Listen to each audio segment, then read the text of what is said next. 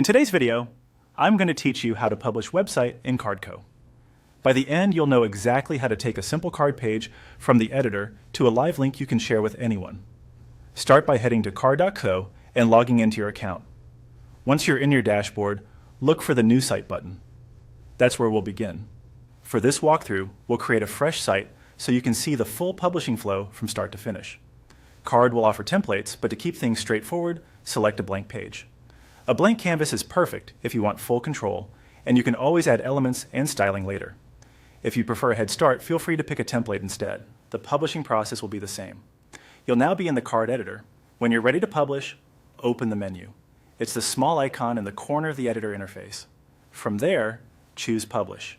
This opens the publishing panel where you'll enter the details that appear on your live site. First, type in your site's title. This usually shows up in the Browser tab and can appear in search results, so keep it clear and relevant. A short, descriptive title makes your page easier to recognize and improves discoverability. Next, add a brief description of your site. Think of this as a summary that tells visitors what to expect in a sentence or two.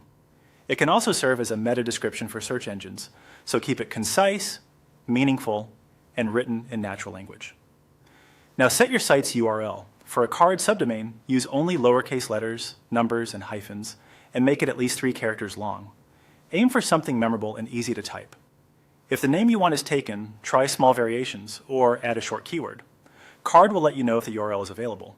With the title, description, and URL in place, click Publish. Card will process your site and then provide a live link. That's it. Your website is now public and ready to share.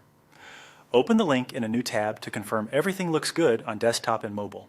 If you make changes later, just return to the editor, adjust your content, and publish again to push the updates live. A quick tip: keep your title and description aligned with the content on the page to help both visitors and search engines understand what your site is about. And that's the whole process for publishing a website on Card, from a blank page to a live, shareable link.